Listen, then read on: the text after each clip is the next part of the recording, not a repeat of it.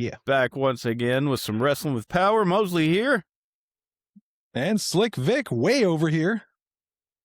I'm farther. Way over there. Cheers, genitals. Happy Cinco de Mayo. You wouldn't know where a fella can get a drink around here, huh, bud? Happy Revenge of the 5th. Hopefully everybody had a great May the 4th. Slick Vic, did you celebrate May the 4th? Yeah, actually I did. I pulled up my phone, I watched a clip from Empire, and yeah, that was my May the 4th. A clip. Okay, well, Yeah. At least that's some more. I watched the entire movie, actually. Every May Empire? the 4th, I pick a Star Wars movie to watch, and I started to watch Phantom Menace, and then I'm like, you know what? Fuck this movie. I'm gonna watch Empire. Empire, it's a good one. And yeah. When I look back on that scene with the big reveal, I'm like, Mark Hamill got a lot of hate. That was actually pretty well acted, in my opinion. I see nothing wrong with it. I didn't know it got hate. His whole over the top, like, that's not true. That's impossible. Yeah. I don't know. I think it's good. I think I'm fine with it. If I found out, because Vader tells him, like, search your feelings. You know this to be true. I like to think at that moment it like snaps into Luke's head, like, oh fuck, this guy's not lying. Yeah. He searched his feelings. He knew it to be true. Yeah. Yeah. But yeah, I watched Empire, and it's a lot of people's favorite, I think. It's sort of the Ocarina of Time of, if you will, or maybe even the A Link to the Past of the Star Wars series. I don't know if it's my favorite. Actually, I know it's not my favorite, but it is a good one. I definitely prefer it over Jedi.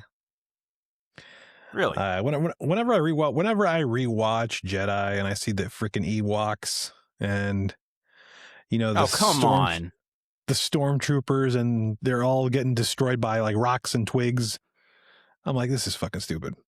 Oh, come on, dude. The Ewoks. Fuck the Ewoks. Fuck. Potato the Ewok.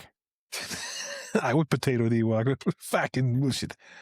What would be your favorite Star Wars movie, Slick Vic? Out of all those, well, let's say I'll tell you what, we'll say all episodes plus Rogue One, and what was the other one? Solo? Have you seen those? Okay. I have not seen the Solo one, but I did see Rogue One, which I thought was really good. Actually, I did like that one. Rogue One was very good. If I have to pick one, I'm going to go with Empire. I grew up with the OG trilogy. Yeah. And, so I like Empire. Empire is my favorite. Did you have the OG trilogy when they re-released it in the VHS box set with like the Darth Vader face and stuff? Not when it first came out, but I do have it on my shelf right now. Oh, sweet. Okay. I had that growing up. I don't know what ever happened to it, though. Like, do I still wait? Do I have the VHSs there, or they're probably buried somewhere in a box? Yeah, I did have that. I did have that exact box that you're talking about, though. Yeah, I liked it when I was a kid, but I tell you what, this might be a hot take. I think my favorite Star Wars movie is Revenge of the Sith, Episode 3. Okay. I actually really like that one too. I think, the last really, like the second half of that movie. The first half is fine, but the second half of that movie, it's really good. Yeah. Once Anakin betrays Mace Windu, from then on, it's all gas, no brakes. Yeah. You see what I did there? I did. Yeah, but I mean, Darth Vader, it may be cliche. Darth Vader's my favorite Star Wars character. Always has been.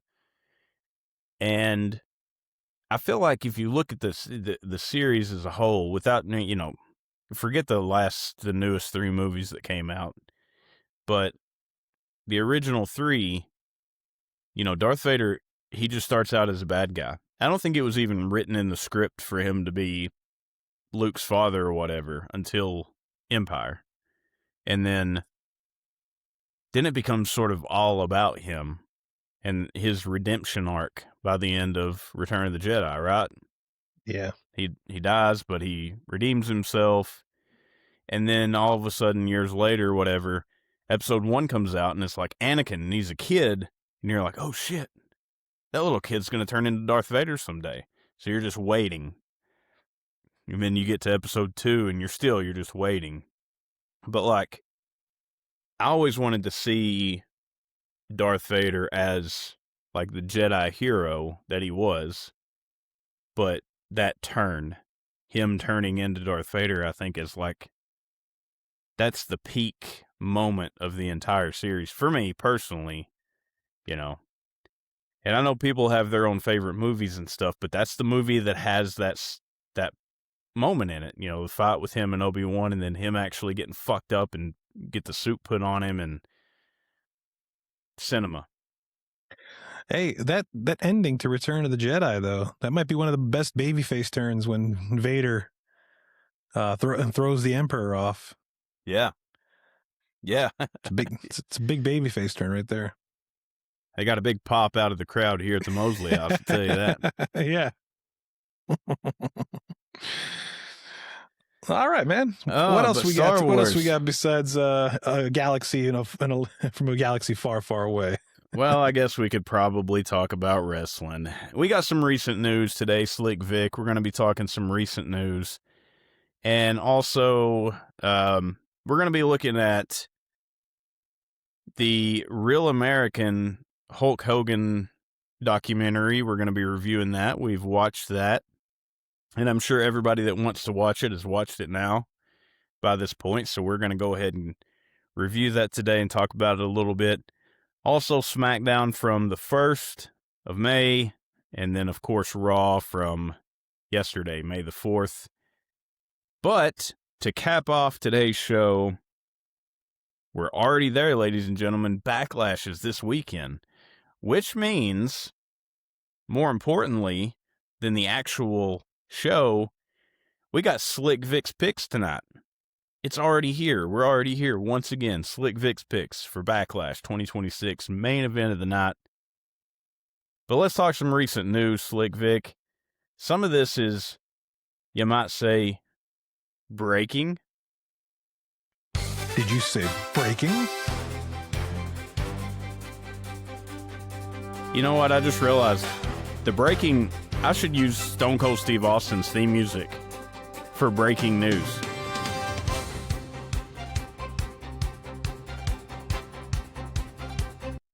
Breaking news, ladies and gentlemen. More departures from WWE. These are a little bit bigger than the ones from last week, arguably.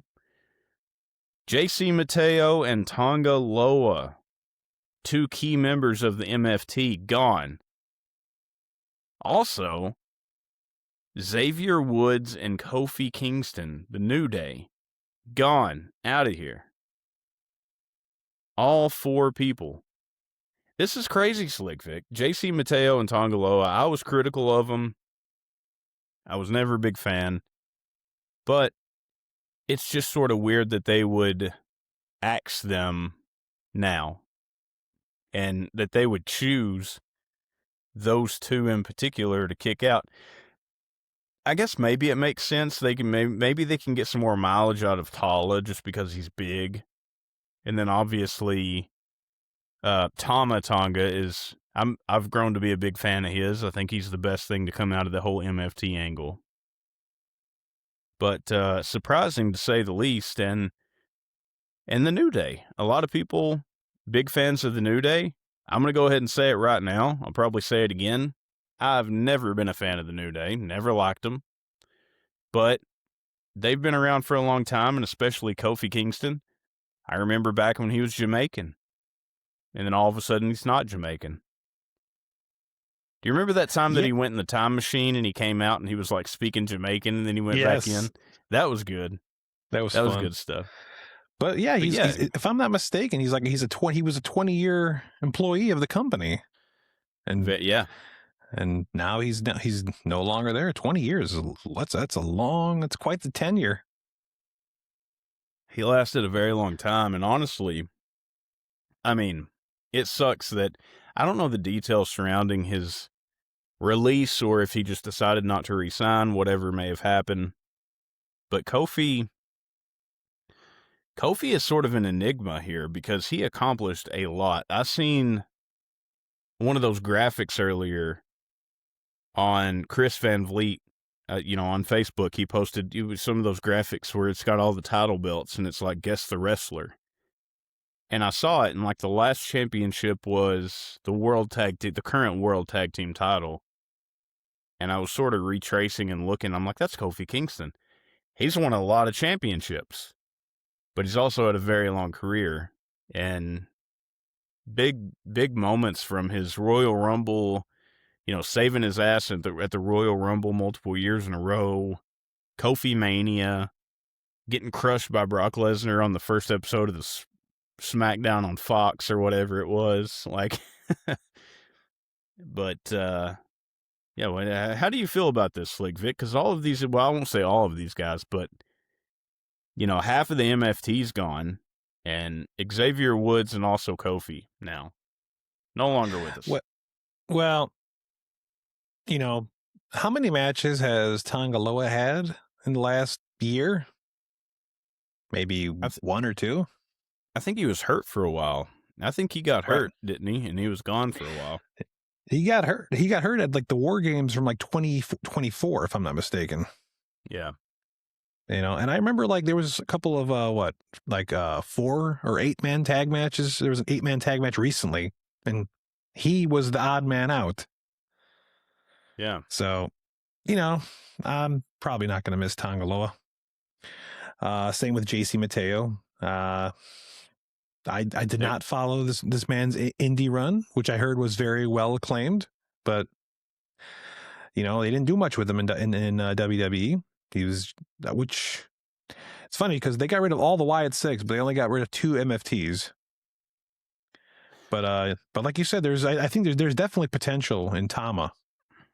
Yeah, there's potential in Tama and like Tala too. Even though he's a little bit green around the edges, he doesn't have to be perfect. He's a friggin' giant. No. You know what I mean? He can just be JC.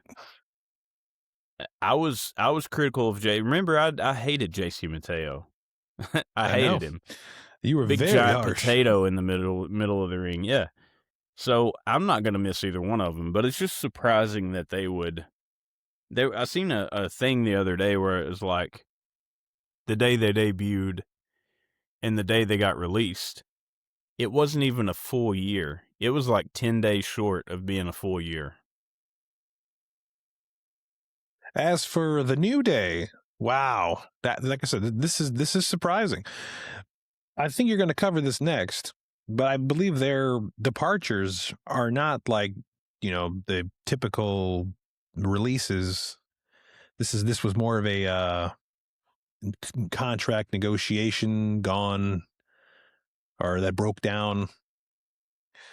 Like they were going to take a pay cut, but they didn't have that. They chose not to, so they chose to depart instead. But yeah, Kofi and Woods are going to have plenty of time to do some YouTube gaming. Grayson Waller's still there, so there's something to look forward to. He really, really wanted to be in the New Day. I guess he's really happy he wasn't. Right. You mentioned what I would be talking about next, and what you're mentioning there is Slick Vic. Actually, I read this per Sean Ross Sapp of Fightful. Multiple WWE talents have been asked to take pay cuts. Also, some had 2 days to respond or be released. So it's like, hey, pal, you're going to take less money, and you got 2 days to accept that, or you're out of here. And so I didn't know that this had anything to do with the New Day leaving, and or anyone else that's been released recently. But you're saying that you read that's why the New Day's gone, right? That's what I've read. Yes, it was more of a contractual dispute versus just, hey, we're letting you guys go. Okay. Makes sense. Well, it'll be interesting to see what happens from here. I'm sure Tony Khan is hot on the telephone right now, making a few calls, but we'll have to see what happens. Anyway, we wish all those fellows the best in their future endeavors from here at Wrestling with Power. And that sucks, man. It's kind of pissed me off. Also, some other news that continues to piss me off. Miseria Cantere no longer on replay of Punk's WrestleMania 42 entrance. That sweet AFI song he got in his entrance has now been replaced by a generic, shitty theme song that makes no sense. I mean, the whole reason he had that is because that was his original ROH theme music, and it was so good, and I talked it up so much. But now, if you were to go back and rewatch that entrance, WrestleMania 42, it's gone. Obviously, they didn't want to continue to pay the copyrights, whatever. But this is just in a whole thing. Like, all of this really has to do with TKO being so fucking greedy. That's how I'm looking at it, Slick Vic. They're overcharging for tickets. People can't hardly afford tickets to go to the shows. WrestleMania was not even close to being a sellout because tickets were so expensive. They couldn't even give them away, basically, by the time WrestleMania happened. Now they're asking talent to take pay cuts. They're releasing a bunch of people. They can't afford to pay for a fucking AFI song to be a permanent part of the WrestleMania entrance of CM Punk. I'm fucking done, man. When does it end, Slick Vic? I'm canceling my ESPN. I tell you what, that VPN is looking better every single day because I'm ready to just say fuck them. They are not going to stop until they have you upside down by your ankles, shaking every penny off and penny out of your pocket. I tell you what, they're not going to get my pennies. I'll tell you that much, Slick Vic, because this is bullshit. I'm very upset. Did you say very upset? Bullshit? Bullshit, as in, the fucking variety? Bullshit. That's what I said. Yeah, it sucks, man. It sucks. They're nickel and diming everybody, and it wasn't enough. It wasn't enough that they were overcharging for everything. And, people's been complaining about this for weeks, for months, that the price hikes, the commercials during the shows, the fucking logos all over the ring. They're getting money left and right. They got them on the tables. They got them on the ladders. They got them on the chairs. Oh my. They sold a seat at the announce desk to some random chap during WrestleMania. Remember that? Yeah. That random guy that showed up during WrestleMania? They sold that to him.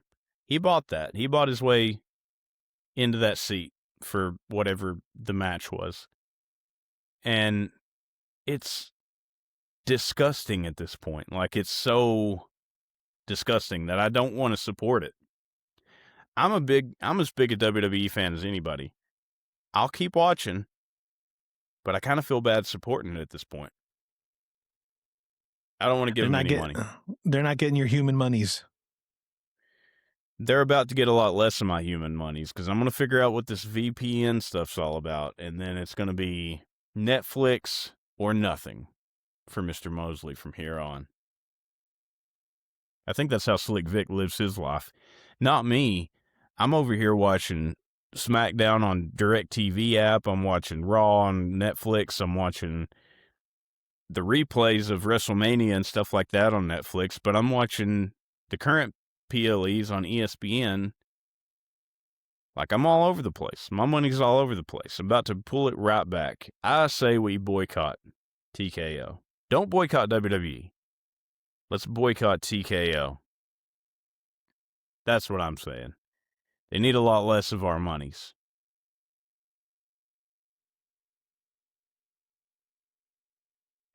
So, did you watch the debut of Lizzie Rain in NXT? I didn't. Okay. We just talked about that on the last show. God damn it. I thought I don't know why. I guess I was expecting that to just happen on the main roster, but I'm assuming you watched it. I did. Yeah. I mean, it was okay match. She's got a cool finish. It's called Thunderstruck. I really like her gimmick. It might be a little too more. It might be more 80s like rock and roll, like glam rock, but instead of more heavy metal, even though she's constantly saying heavy metal, Yeah. her theme song is almost like a knockoff of Panama by Van Halen.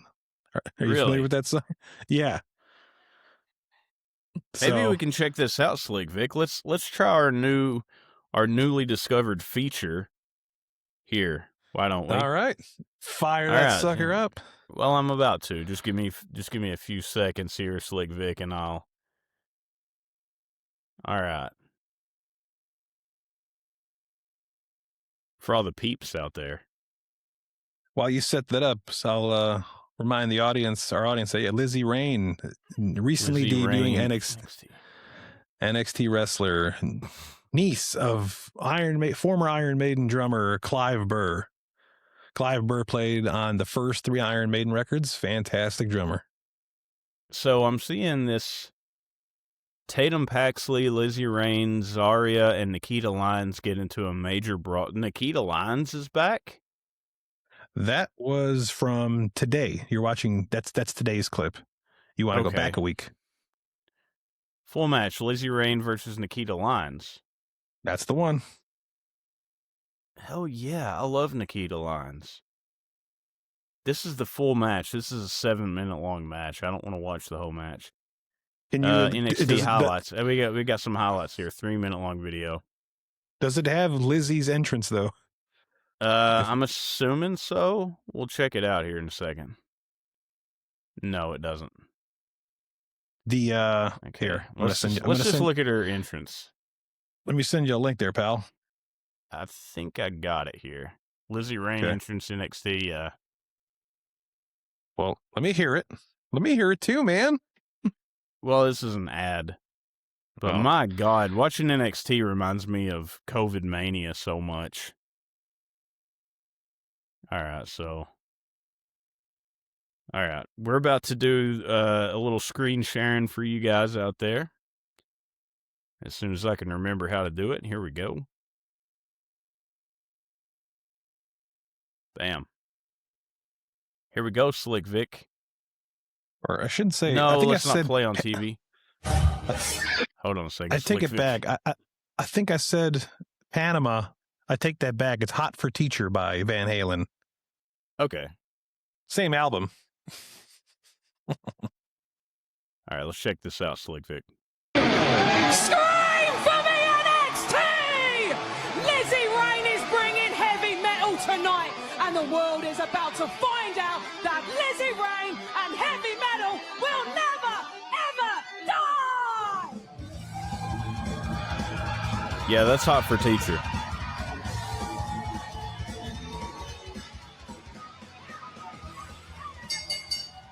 The following contest is scheduled for what fall? Introducing first, from London, England, Lizzie Rain! Well, I just want to say really quick, that is 100% Hot for Teacher. feeling that the in-your-face attitude is something you're going to admire, Booker. London's Headbanger! Oh, yeah! Listen to Booker T. Walk on, man! NXT Universe on their feet. They've been waiting for this moment, and the moment is now.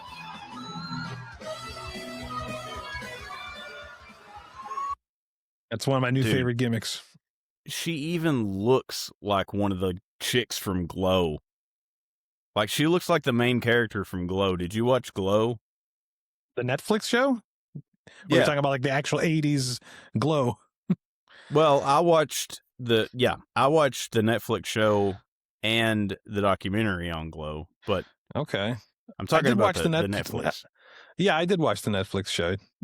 Really, she reminds you of Allison Brie, I think her name was. I'm not sure what her name was, but yeah, that's okay. Yeah, cool. giving off vibes. Very cool, man. Very 80s. She's a lot bigger than her. Yeah. When I say bigger, I mean like she's got more size. Yeah, for sure. Very cool though. I like that. I want to see her finisher though. You said her finisher was cool too. I liked her finish. Yeah, if you go full, just pull up the match and just cycle to the end. All right, let's see. I already exited off of this shit, but like, give me a few moments. Lizzie Rain. I like Nikita Lyons too. I'm sorry she had to take the pin. All right, full match. Here we go, pal. Well, goddamn, I just found the entire entrance and everything. Okay, no, wait a second. Here we go. Slick Vic. Give me 5 seconds here, because I'm new to this. All right. If we can make this a little bit smaller here and make that a little bit bigger there and a little here and a little there. Hey! All right, we're skipping. Oh, I got to watch this, though, Slick Vic.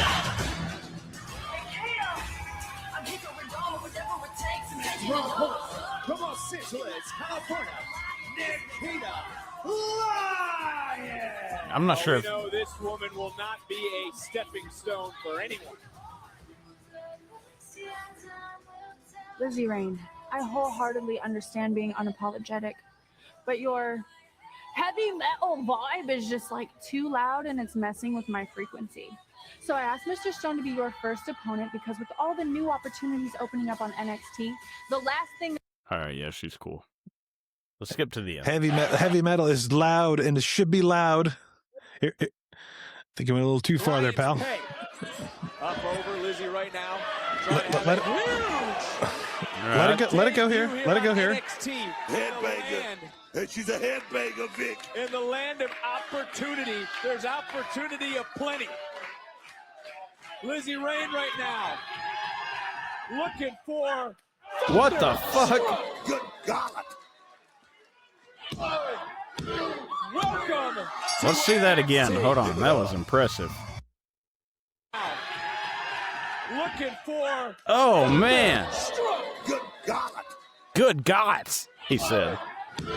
Welcome to Wow. NXT. Give it up. Thunderstruck. And you know what's cool about that? She can hit that on anyone. Yeah. You know what I mean? Yeah. So, very cool. Very cool. Awesome, Slick Vic. All right. Sorry I missed that one. But I'm glad it's I all got good. I'm glad you brought it up. No, this is cool. We should make this a regular feature. We get live reactions. Yeah, absolutely. We will. Now that I know I can do this, all the way to episode 40. When we talk about Hogan, may I show you a clip from one of his films?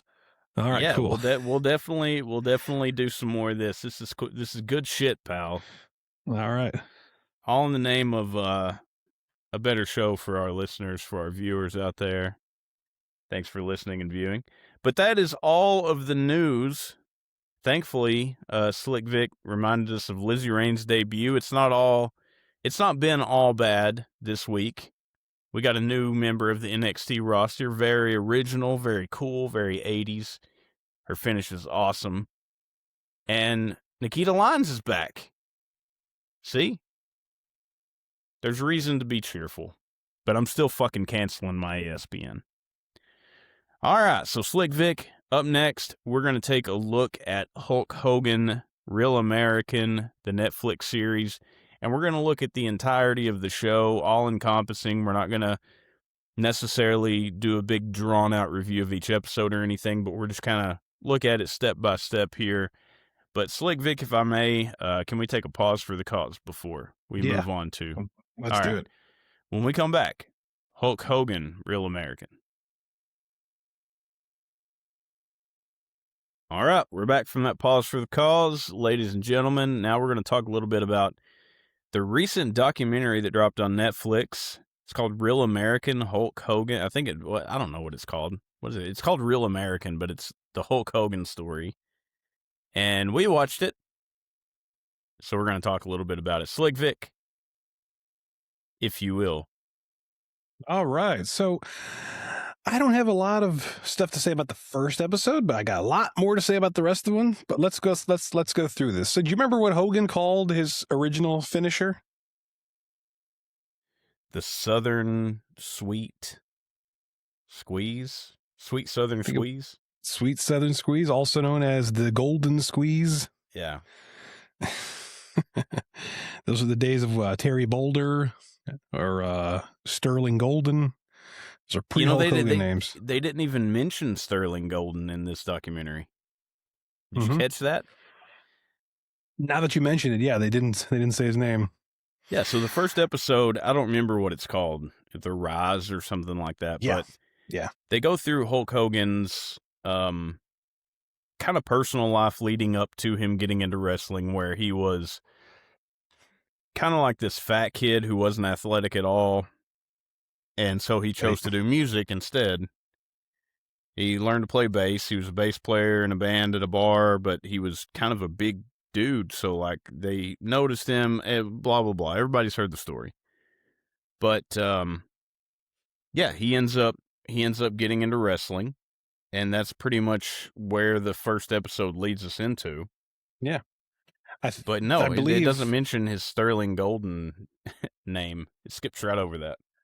I believe Hogan talks about, like, the wrestlers showed up one day at the bar while he was performing with his band, and then he talked to some of them, and next thing you know, he's training. And then we see Jimmy Hart a lot in this episode, and the first thing I thought was, damn, Jimmy's got a really nice house. I don't believe that's his house. Come on, baby. That's my house. That's got to be my house, baby. Don't worry about it. I love Jimmy Hart. Come on, baby. It's all right. Yeah. He's sitting there on a lounge chair when they roll. It's like it's totally staged when the camera rolls up. He's sitting there on a lounge chair. He's like, "Oh, come in, baby. Come in." He pressed a little code on the gate. Yeah. And then they talked about when I didn't know this, when Hogan was in, was it Florida? He was wrestling Bret Hart a lot back then, and usually they were like 30-second squash matches. And then they actually did get Bret Hart to participate in this documentary, and I'm like, yeah, Bret's not going to say anything nice about Hogan. Which is, hey, that's great. They got people. I mean, if it was everybody just kissing Hogan's ass, it would not be as interesting. But they got Hogan. They got Bret. They got Jesse Ventura. I'm sure if some of Hogan's other contemporaries were still around, they would love to have been in it. Bret did. He did have a couple of good things to say about Hogan, namely his promos. He said Hogan was a 10 out of 10 promo. He said that he could do it in one take, 30 seconds, done, cut. I remember that part. Yeah. But yeah, pretty much everything else, Bret was kind of shitting on him, especially when this part you're talking about here. He's like, Hogan only knew how to do a bear hug. That's why it's his finishing move. I knew more about wrestling then than Hogan ever learned in his whole life. Man, Bret was great in this. Yeah. Now, I don't have anything else to say about episode 1. Do you have anything else to chime in on, or shall we proceed to episode 2? Well, no, I just, I love, and this is, I don't think specifically with episode 1, but I'll probably reiterate on this a little bit more later. But one of my favorite things about episode 1 and the documentary as a whole is it shines a lot of light on Hogan as Terry Bollea, as like a real person. Like, because everybody only knows him as Hulk Hogan, and that was kind of a problem. I think even for him later on in his life, he kind of forgot. He became Hulk Hogan. But it was insightful to see how it got started and him before he developed the character, which he became known for, which he never really got away from. That's all you ever saw of him. So, yeah. And you know what? They when I first walked into this documentary, in my mind, I'm like, okay, there's gonna be a lot of tall tales that Hogan's gonna tell. And I'm looking through my notes. I'm like, I don't know if Hogan really got into any of those tales that are scrutinized on the internet like profusely. Yeah. There There was still some I would say, Hogan was still making some shit up here and there from what I've read online. I mean, I couldn't tell. I really enjoyed this documentary, and I'm just trying to watch it and enjoy it. I'm not picking it apart. But, I listen to other podcasts, and I read wrestling news and reviews and things like that, so it's hard to avoid any kind of news about this. It's a big deal that this documentary came out. And, yeah, he did embellish a little bit. He got some stuff kind of screwed up, I think. I think there's one part where he said that he learned that the business was a work because he was ringside for a match and he heard the heel tell the baby face to hit him. Yeah. Like, I was listening to Jim Cornette's podcast recently and he's like, that's fucking bullshit. Like, there's no way that Hogan, because he was training, he was like in it by that point. The boys had talked to him. There's no way that he thought it was real up into that point. So I think that he makes stuff up still as it goes along. And then, of course, the documentary skips over some stuff. And it's questionable why they skip over certain things. But altogether, it was really good. All right. So episode 2. Early in that episode, they show Hogan and it wasn't his son, but it was somebody else with him. They go to a storage locker. And when I saw that, I was like, oh my God. Imagine all the shit in there. I want to go to that storage locker. I want to go digging through Hogan's collection. Yeah. He had a lot of goodies in there. When he pulled out one of the yellow boots, he's like, I was kind of hoping Andre's blood would have been on it. Yeah. But and then they talk about how, they're going into the WWE run where he's, the Iron Sheik is the champion. Sheik it, baby. He's talking about, they needed an American hero to defeat the evil Iron Sheik because,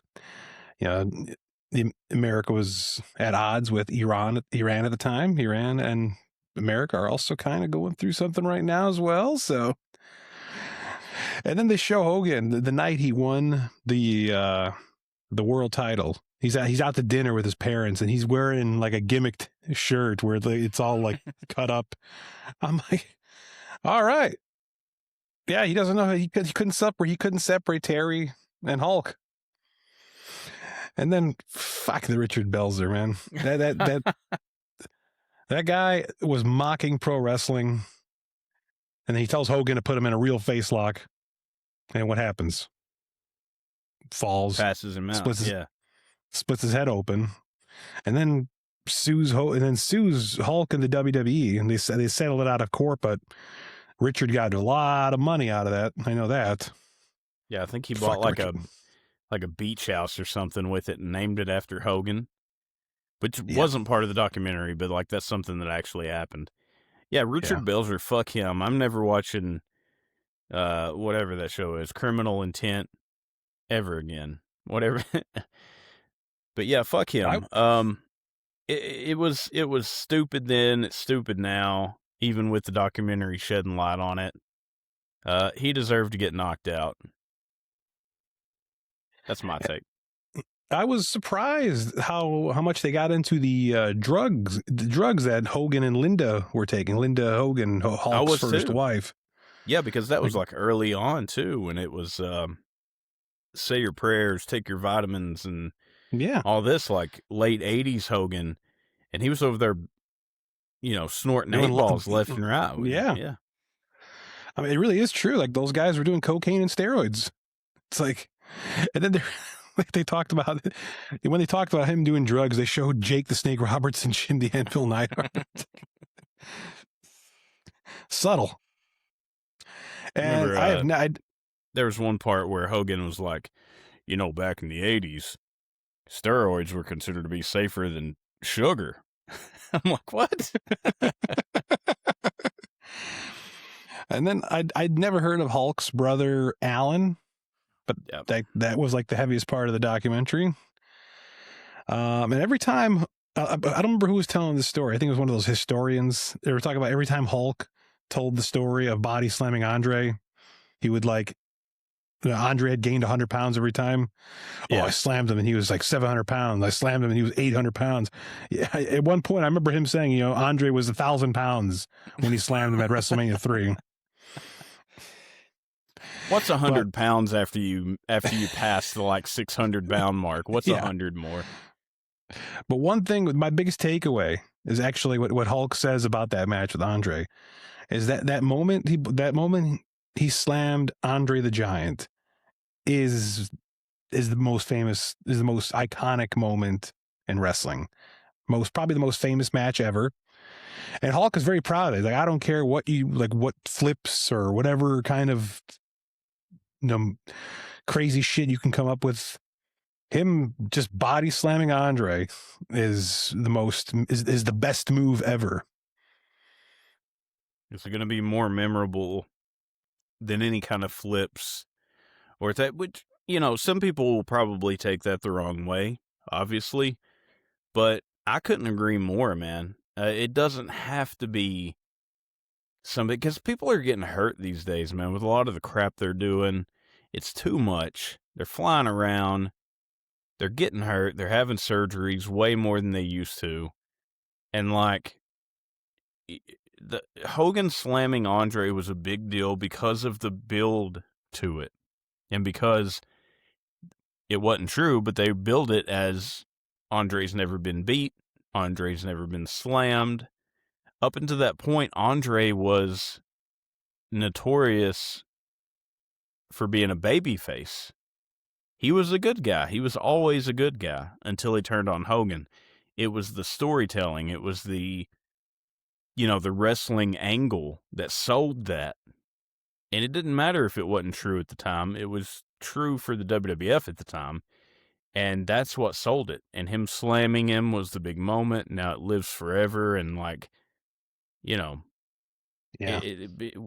Wrestling today could learn something from that. And I think there's a lot of forgotten things from those days. But yeah, that resonated with me as well.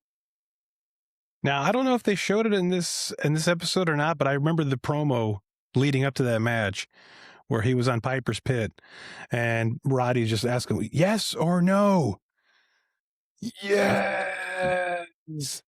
I don't think they showed that part, but they showed like Andre ripping his shirt off and he's like, you can't leave like this, man. You can't leave like this. Yeah. What's wrong with you? Yeah. Yeah, that was good too. Roddy's like, you're bleeding, man.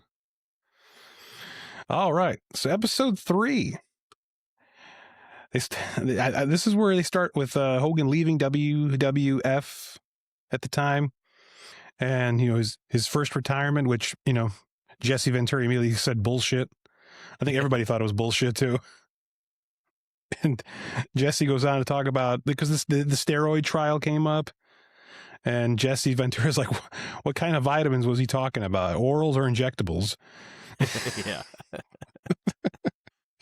But it was nice to hear that Hogan admit that he lied on the Arsenio Hall show. Like, Hogan in the documentary admits that he lied. Yeah. Because we all knew he lied on the show, and he's finally owning up to it. And then they when they started talking about WrestleMania 9, I have it right here in my notes. Like, they played "Red Right Hand" by Nick Cave and the Bad Seeds, which I think is a great song. That's the theme song to Scream. Yeah, and then Bret Hart, he makes the most appearances here. They're talking about WrestleMania 9. Of course. I think he called that the worst finish ever.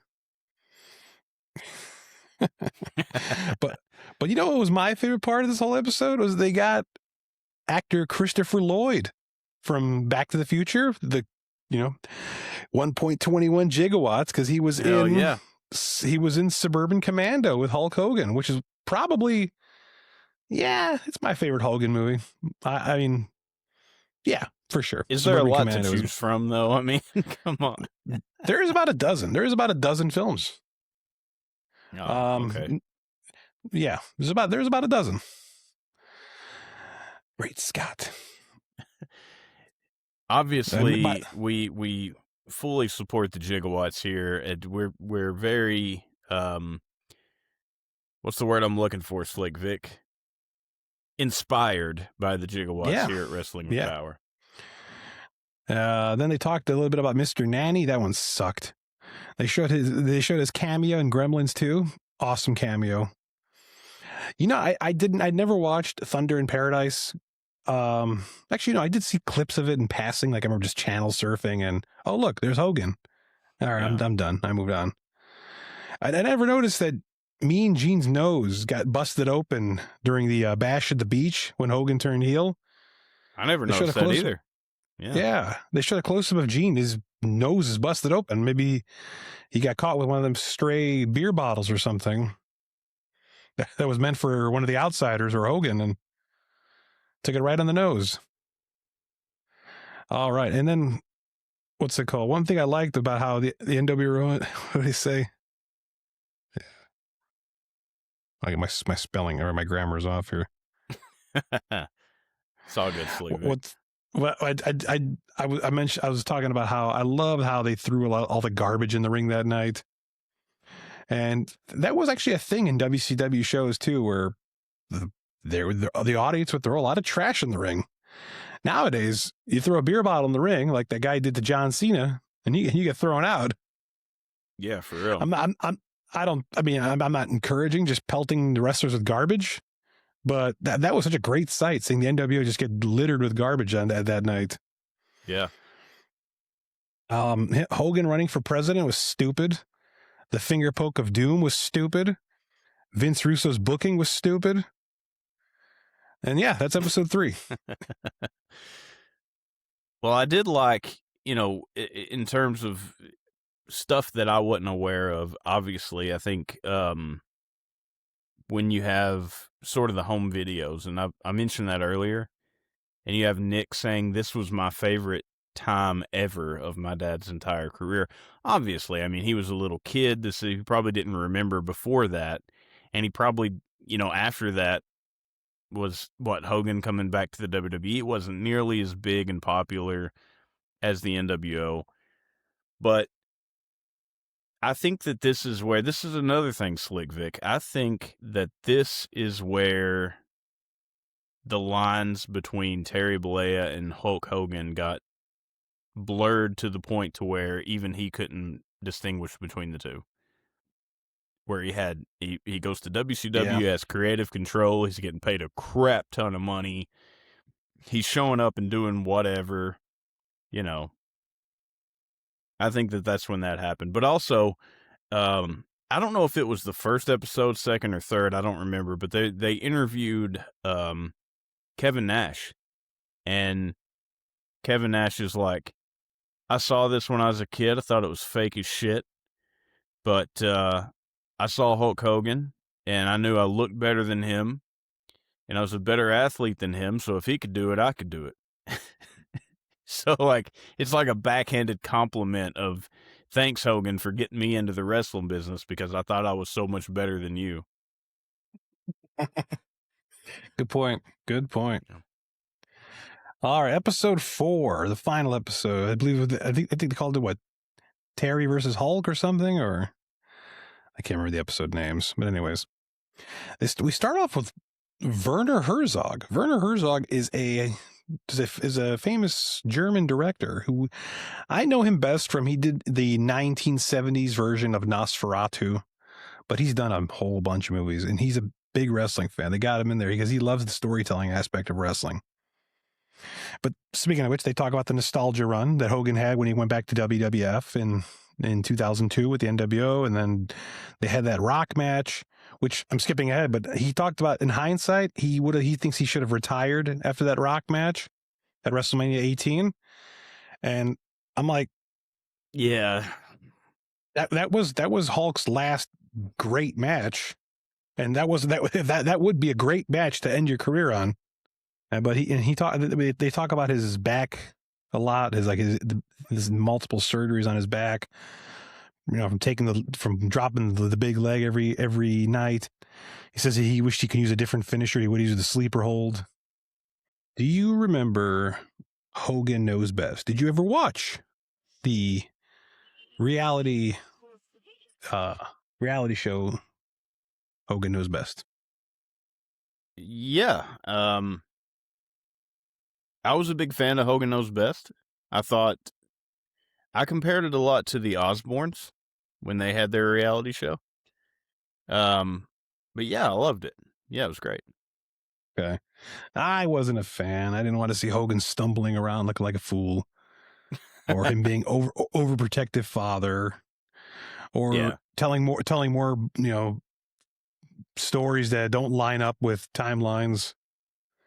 Like Right. I believe there was an episode of Hogan Knows Best where he talks about, I wore these boots the day I wrestled Andre the Giant, and then he died a few days later. I'm like, what? Oh, Anyways, man. I have a quote here. I don't know who said it. I don't know if it was Linda or somebody, but said the show was a recipe for disaster. Well, they were all for it. I mean, in the documentary, Yeah. they were all very excited Yeah. to do it. And then, but it led to the the end of that relationship because the divorce happened right after that show, and Yeah. they talk about it, the Gawker thing, the trial. Hogan's wearing his bandana in court, and then they touch on his TNA run, which if you're I don't know if you remember this, but I remember AJ Styles did an interview once where he was like, he was so mad because Hogan was on a talk show right around the time he debuted on TNA, and Hulk did not mention TNA once while he was on the talk show. It's like he was there to promote his book. Yeah. And it's like, why isn't he talking about TNA? Like he was embarrassed to be there or what? I don't know. But Bischoff, Eazy-E was a large part of that. I think Bischoff even said like he kind of regrets pushing Hogan a little too much. But he knew Hogan needed the money. Yeah. So Hulk's in TNA. Were you watching TNA at all at that time? I don't think there was ever a point that I would consider myself to have been watching TNA on the regular. But I think that for I remember when it's just bits and pieces, man. I remember Hogan coming out and saying, we're going back to the regular squared circle. And then they got rid of the 6-sided ring. And obviously this was during the time that Ric Flair was in it too and had the great promos that he had with Jay Lethal. So there are some memorable moments during this period of time, even though not everybody might consider it as being the best of the TNA days. I think it was the most popular of the TNA days, if that means anything. And then they show Hogan getting baptized with his bandana on as well. Oh, and then they talk about Hogan's foray into politics. I mean, when I say his foray, I mean like his open what do you call it? Like embracing of Trump. Yeah, like his endorsement. His endorsement of Trump. Yeah. And then they showed the Netflix premiere. Bad. Not the best place to come out when right after you wave the flag for Trump to go show up in L.A. Yeah. I mean, everyone debates whether he would have got booed anywhere else. I don't know. We'll never know. I like how Hogan sold it though, and he's like, I didn't care, brother. They were booing me out of the building. He's like, I can come back as a bad guy. I can come back in the NWO gear and all this. It's like, what the fuck? No, you can't. No. I mean, didn't Jimmy Hart say he wasn't happy that night too? I don't remember exactly, but what do you like? Hogan wasn't happy? Yeah. No, he definitely wasn't happy that he got booed out of the building. I don't think he expected to. I don't think he expected that reception. And I know Jimmy Hart tried to play it down like, no, they love you, brother. Baby, they love you. He's like, no, they were booing me out of the building, Jimmy. And then they talk about, they briefly touch upon, what you and I have had in the past, which was Hulk Hogan's Real American Beer. They show him making all the towns to promote the beer, signing autographs for the kids, and let it be known, Hulk was such a charitable guy. The guy really did go out of his way to make some of the fans. Well, as long as there was a camera involved, he went. He certainly brought his A game for the kids. Yeah. And then they they talk about all of the sort of the Make-A-Wish type deals that he did back in the day. I mean, I know John Cena is known for doing a lot of that, but Hogan was doing it way back in the day too. So, and then unfortunately, it ends with Hogan's passing. And man, they got was that a church or an auditorium or something? Hulk sold out his funeral. It was one of those mega churches, I think, and that's how the documentary opens too. It opens with his funeral and ends with it as well. Yeah. Well, that's episode 4, and that's the end of Real American, the Hulk Hogan story or documentary, whatever it's called again. Despite, like I said, in all, I really enjoyed it. I've watched it, we'll say 1.5 times. I watched it when it came out, and then I've watched a couple episodes back into it again. And like I said weeks ago, I'm sure I'll watch it more and more and more. I really enjoy it. And, despite the discrepancies in the facts or whatever, I think it's a really good documentary. And, I mean, it touches on a lot of things that you sort of wouldn't expect it to touch on. Like you said, like the death of his brother, which I had no idea about, all of the home video footage, his controversies and, the statements he made that got him in trouble and all that stuff. I think they did a really, really good job with this. I really do. And I encourage anybody to go check it out. It's really good. And rest in peace, Hulk Hogan. R.I.P. Hulk. Now, before we move on, there is one thing I want to show you. I want to get your reaction. It's only 45 seconds long. Okay. But I have to set up this clip. This is from No Holds Barred, starring the one and only Hulk Hogan. But anyways, all right. If I remember this correctly, basically Hulk is getting into a limo. He thinks he's going one place, but the driver is working for the bad guys. And he takes him to some warehouse where a bunch of other bad guys are waiting to beat him up. Of course, Hulk ends up beating up all the bad guys, and now he's going to get he's going to give the driver of the limo his comeuppance. His receipt. So here it is. Send it to you right in the chat. Oh, you're going to send it to me? Okay. Yeah. You got the magic to share. I guess I do too, but go ahead. I think you got the magic as well, Slick Vic. Why don't you go ahead and share it with us, brother? All right. Well, we'll do that. 1 second. Hold on. I clicked the wrong thing here. Okay. So we're checking this out. This is a clip from the movie No Holds Barred, which I've never watched this movie. So this will be fun. Let's see. All right, there we go. And make this a little bit smaller because I know it's kind of taking up most of my stuff. Well, I don't think it's going to let me, Slick Vic. Here we go. Yeah, there we go. All right. Good deal. All right. Ready. Let it go.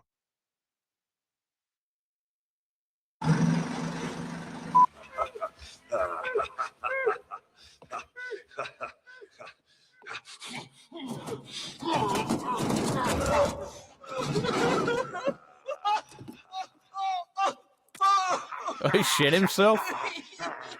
Yep. Looks like Richard Belzer. What's that smell?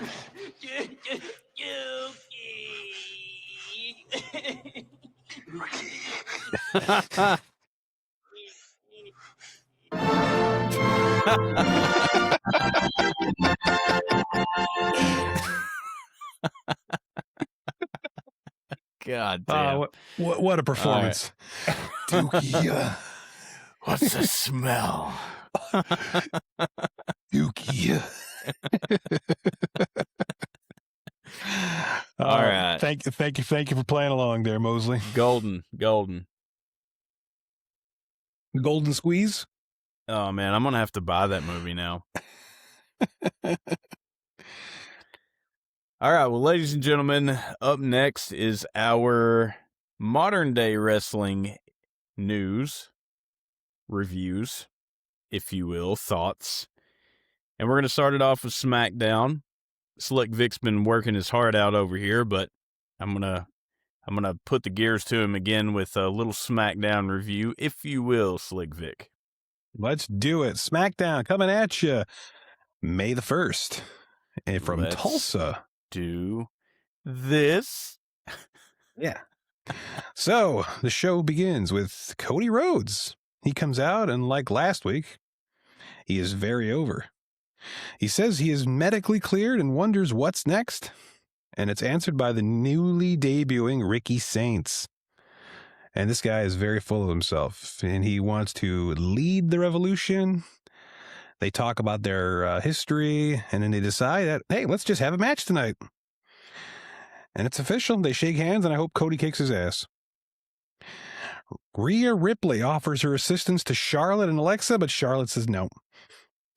That leads us to Charlotte versus JC Jane.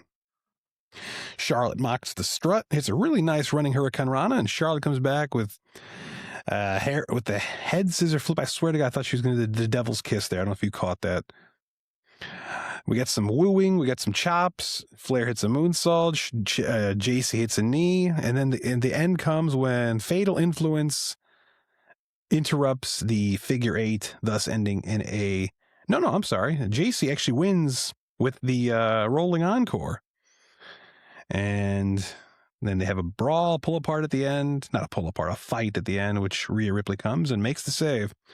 Match is all right. Charlotte did a lot of her dominating offense, but JC still got some time to shine. Like I said this last week, I think JC will do well in this division. And yeah, so Cody Rhodes, Ricky Saints, Charlotte, JC Jane. Let me hear what you got. I really liked Ricky Saints' entrance and his theatrics and everything. I'm into it. I think he's really dialed into his character, and I think it's good. And, you know, he was doing all the gesturing and with his music and things, and I don't know. I liked it. I thought it was good. Crowd was into it. As far as the match goes, whatever. We'll see what happens when that happens. JC Jane, she's continuing to grow on me.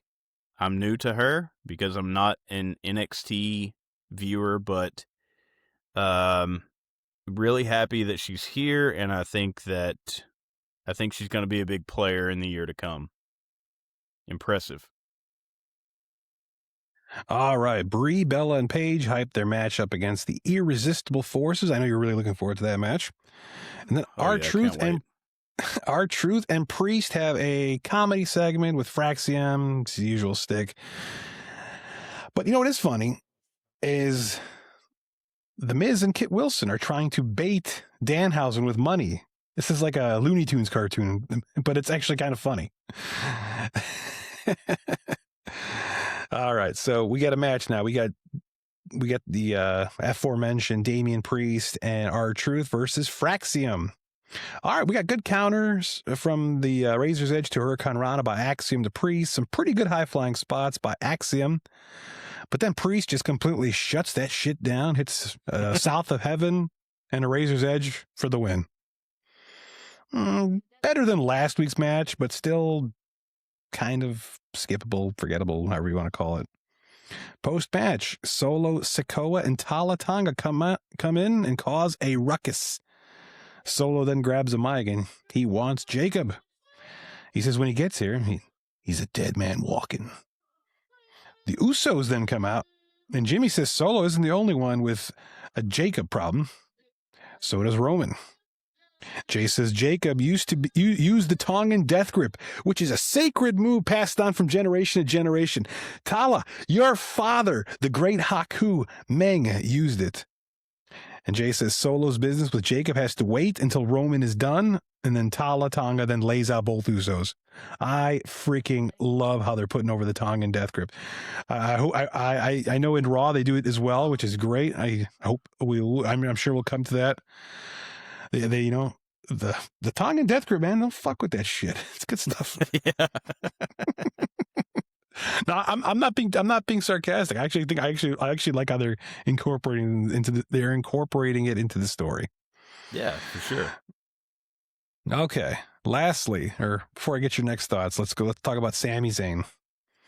Sami Zayn bumps into Cody Rhodes, says he's being called the Golden Boy as a compliment, and he's sick of these misunderstandings, and they're the last real good guys. Cody says we are not the same. All right, pal, what do you think of the tag match?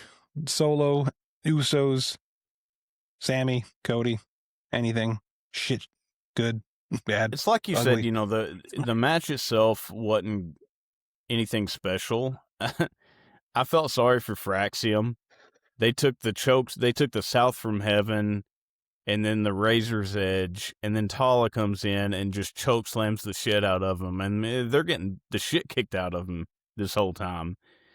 But yeah, that was my thoughts on that. Is like poor Fraxium. As far as Sami Zayn goes, you know, fuck him. Fuck Sami Zayn. I'm not. What about the Usos and Solo and the Tongan death grip? The Tongan death grip. You know what? I'm with you. I love that they're selling this finishing move so hard because it's, I don't know. I feel like there's a little bit of like classic wrestling, you know, mentality here. Like this is an old handed down secret move that you can't you shouldn't pull this out on just anybody. Like this is you're going to kill somebody with this. Like, you know, it's good because it's protecting a finisher, which they do not do these days ever. But they're building this finisher up big time, and I'm sure that a lot of it is to sell the Jacob Fatu and Roman Reigns deal, which we'll talk about a little bit later. But yes, I think it's great. I love it.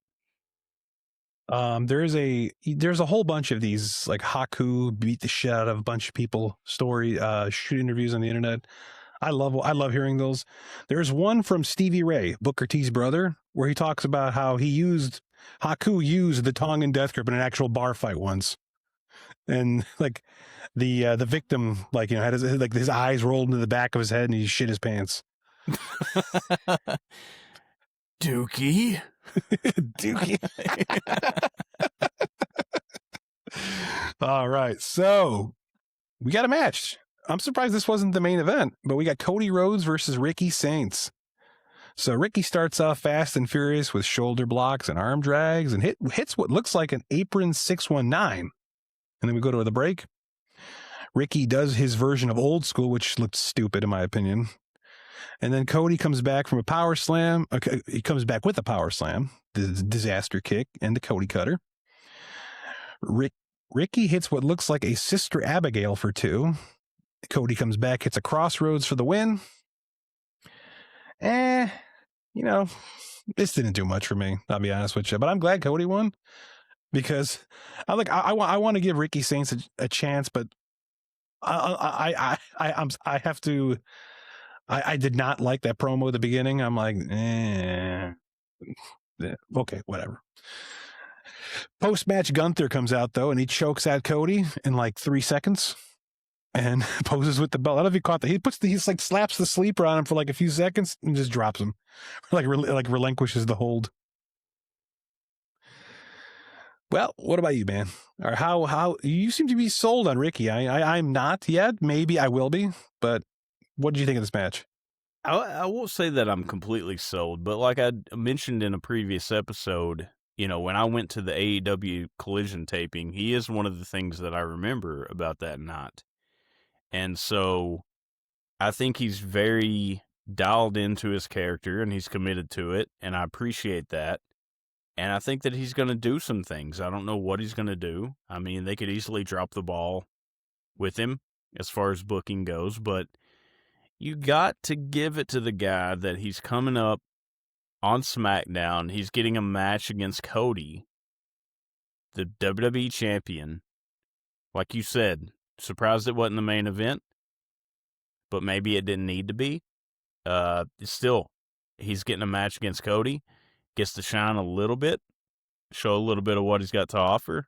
So I think he's poised to do a few things here, and it'll be interesting to see where it goes from there. I think why it's not the main event is because the main event actually features wrestlers that are going to be in the main event at Backlash. Cody's not even on the card. Yeah. Okay. So after this, we got some more haha. We got Danhausen coming out in the Danhausen mobile.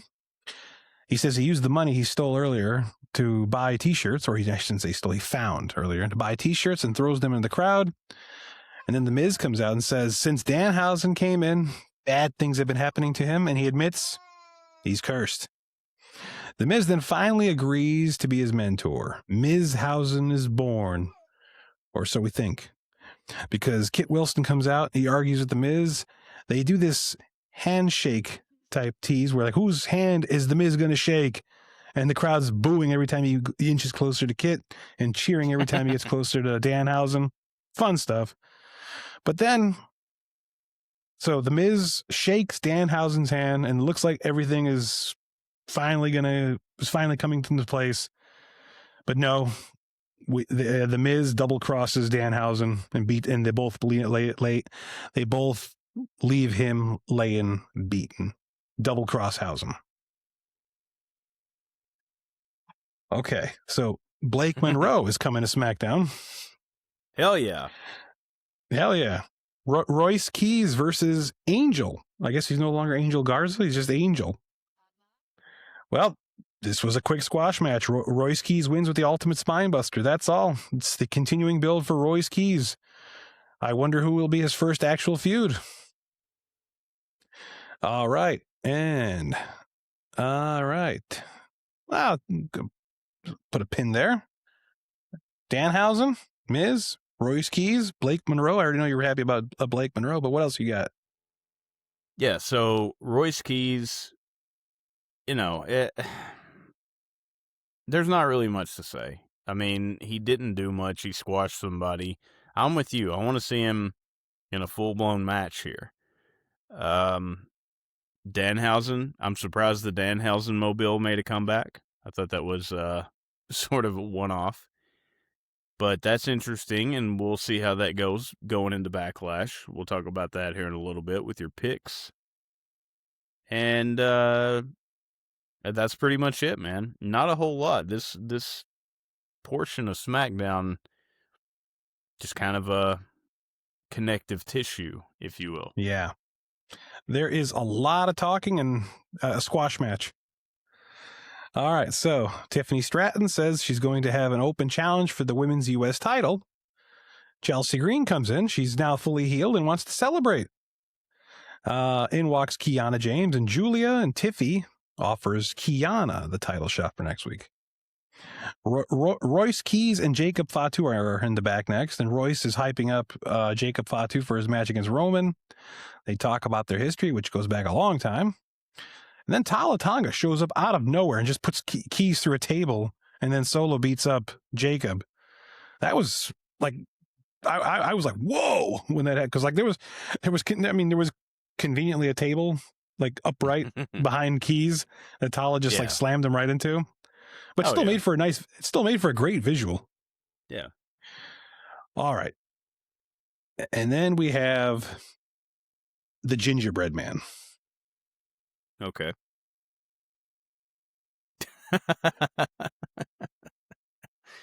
The Sami gingerbread Zayn, man. Sami Zayn comes out. He compares the reaction he gets to the same reaction that Bob Dylan got when he plugged in the electric guitar. Then proceeds to mock Trick Williams, and he finds the gingerbread man disrespectful, so that he beats the shit out of this gingerbread man puppet. Trick Williams comes out and they start fighting. It's like Trick Williams came out to save the gingerbread man. I thought he originally mocked the gingerbread man. Anyways, this is fucking dumb. Yeah. I'm not digging this at all. I think it's fucking stupid. And the Irresistible Forces are ready for their match against Brie and Paige.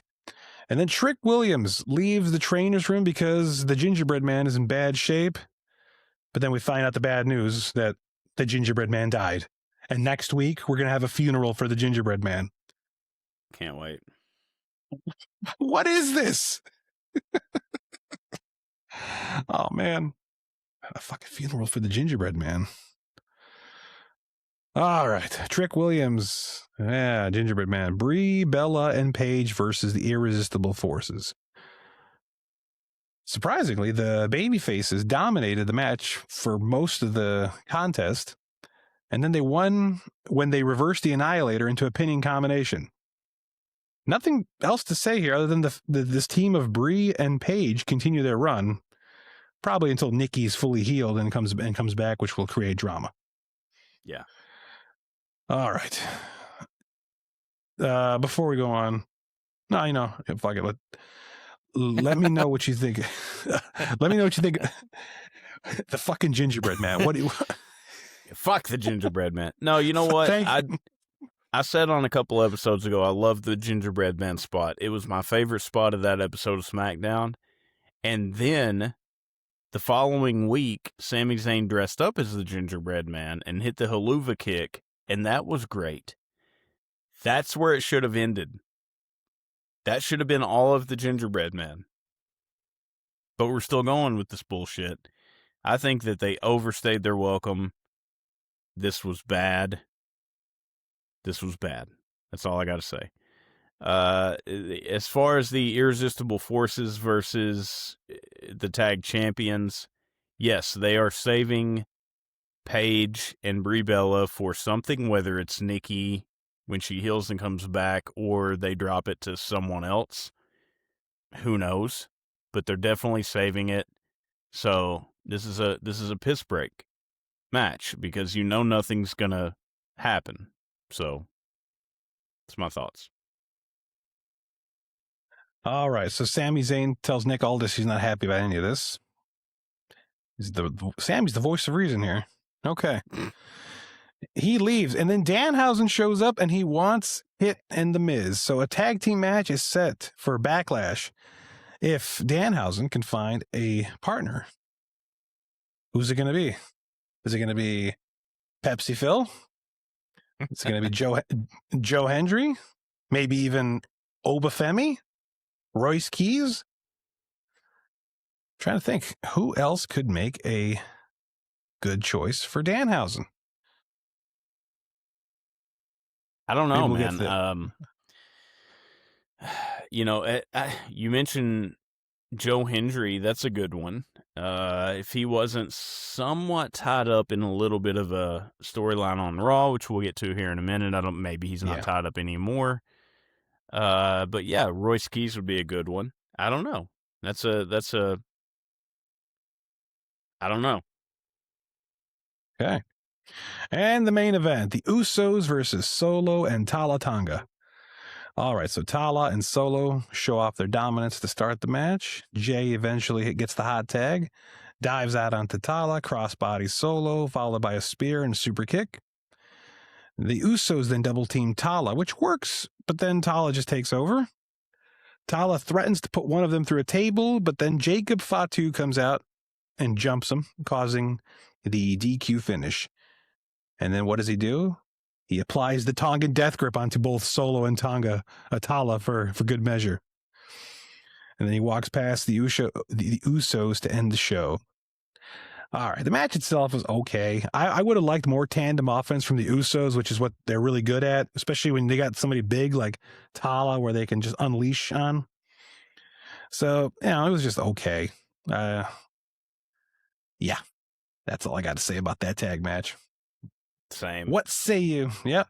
Same. It was okay. I mean, they're building, like I mentioned earlier, they're really building up this match for Jacob at Backlash, which sort of makes you wonder how that one's going to go. I mean, at face value, it's a pretty easy guess how that one's going to go. But, I don't know, man. I don't know. We'll have to see with Slick Vic's picks here in a little bit. But for me, it's mid. I don't think my pick for that match is going to surprise many people. All right. Well, Slick Vic. Mosley, yeah. Let's Take it move away, on Mosley. to Monday Night Raw from May the 4th be with you, 2026. Omaha, Nebraska is where they were. The show opens up with Roman arriving early for once. This motherfucker always rolls up at the end of the show, but here he's rolling up. He's ready to go. He jumps out of the car. He's going to the back. So he gets stopped in Gorilla, and Adam Pearce informs him that Jacob Fatu is not here yet. Seth Rollins is back there, runs into Roman, says, "You're in my way." And then Rollins walks out to the ring. When he gets there, Braun Breaker jumps Rollins on the ramp. Before he actually makes it to the ring, they have a brawl. Well, Braun Breaker pretty much beats the shit out of him. And then security pulls Braun off, but he manages to break through and spear Rollins in the ring to end this entire segment fiasco open to Monday Night Raw. From that, we have a backstage segment where we see the Judgment Day seemingly continuing in their dissension. Liv Morgan is coming down on Roxanne Perez for talking to Finn Balor last week in the clubhouse. Roxanne cools things down, saying she told Finn how she felt, but gives a side eye after Liv walks away. So, makes us all wonder, is this going to be an explosive element a little bit later? Who knows? Slick Vic, your thoughts on the opening and the backstage segment with the Judgment Day? Well, I like the opening. I liked seeing Roman and Seth have that little confrontation there. Braun Breaker's great. I think he's got to win the title soon. I mean, I think this year is the year. Whether he's going to beat Roman or Cody is a question that remains to be seen. And Roxanne is probably going to turn. Sure. Yeah. Okay. Cool. Not a lot of meat on that story yet. Not a lot of meat on that bone. Up next, we got a match. Finn Balor versus JD McDonough, with Dominic Mysterio accompanying him. My first note, well, we already seen this match 2 weeks ago. But my thoughts for this match is JD continues to impress. He shows a lot of good aggression here. JD is always so good to watch in the ring, man. He is such a good in-ring performer. It's so impressive and so refreshing, really. I mean, like, when JD comes out, or when he's cutting a promo, or when he's in the back, it's like he's forgettable. But when he gets out in the ring, man, he shines. So during this match, Roxanne Perez comes down to the ring right after Dom trips up Balor, which allows JD to hit an attack, sending Balor to the outside. And then we go to commercial break. When we come back, Liv Morgan has also made her way ringside, and Balor has the advantage in the match. Dom tries to get involved again, but Balor knocks him off the apron. JD hits a Spanish fly on Balor, which has an ugly landing. Yeah. Dom hits the ropes, causing Balor to fall off the top turnbuckle and crotch himself. And referee Jessica Carr has had enough, so she throws out Dom.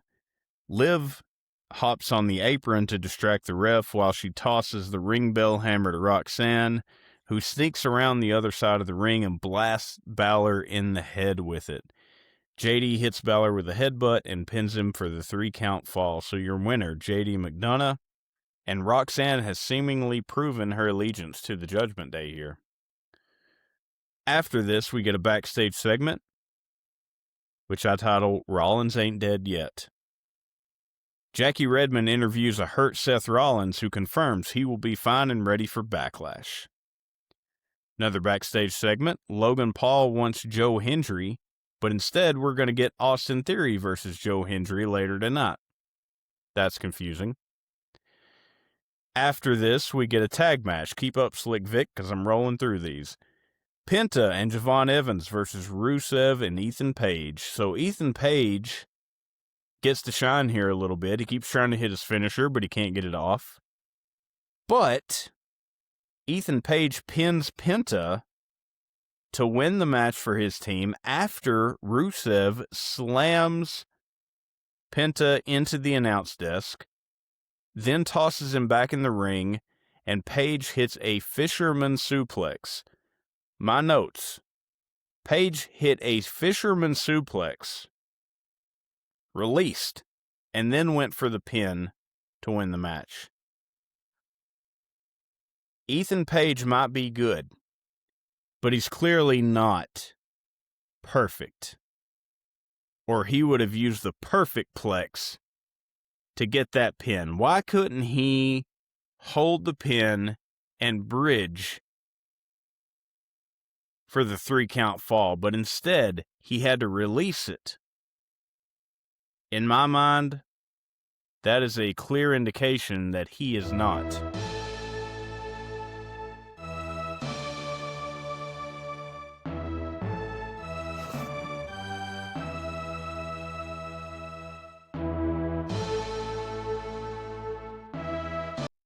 Perfect. Slick Vic's, your thoughts? All right. So the JD and Finn Balor match, man, both guys are smooth as hell. Except that Spanish fly. That was ugly. But, you know, I like the chop fest. And there was a lot of stuff happening outside the ring. We got Dominic Mysterio, we got Liv Morgan, and then later on we got Roxanne Perez and Raquel Rodriguez. I freaking love whenever the referee ejects wrestlers and they do it so animatedly. Yeah. Jessica Carr even did the whole, what does this have to do with it? Why does twirling your fingers? You're just winding up. You are gone. I'm always entertained by it. It never gets old. I always laugh my ass off whenever a referee does it. So the match was pretty good. I was surprised JD wins with a headbutt. I'm like, but I wouldn't want to be headbutt by JD. Did you see the size of that man's head? He's got a fucking huge egg head. Is that his finisher? I mean, I always thought it was I thought it was the moonsault because he's got a pretty smooth moonsault. But yeah, there was also shenanigans with a hammer involved, so that also happened. All right, so Seth, yeah, I mean, I want to see Seth and Braun Breaker at Backlash, so I'm glad he's still healthy. He's not dead yet.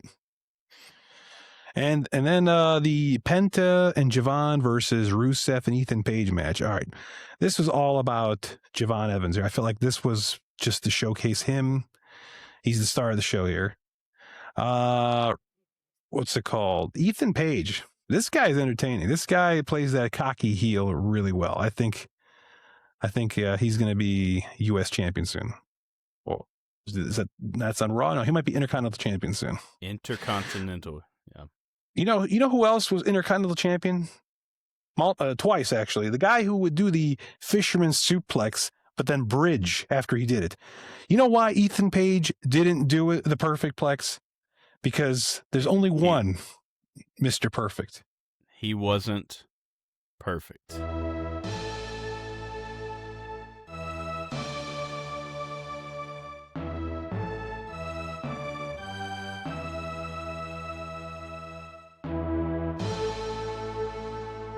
if you're going to win with a fisherman suplex, if that's going to be the end of the match, you're going to win with a fisherman suplex, and you don't bridge and make it a perfect plex.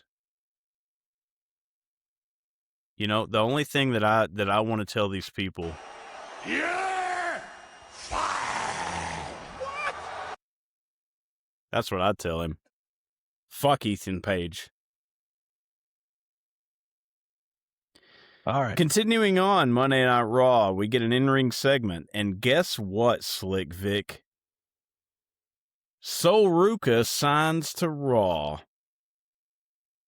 Yes, this is becoming one of my favorite women's division members very quickly. She's so good. She's so unique.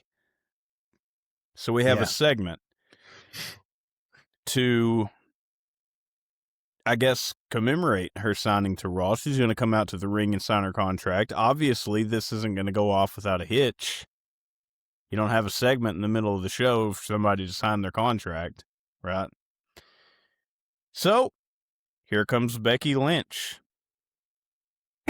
who argues with Adam Pearce about this being her time to celebrate her title win against Io Sky last week.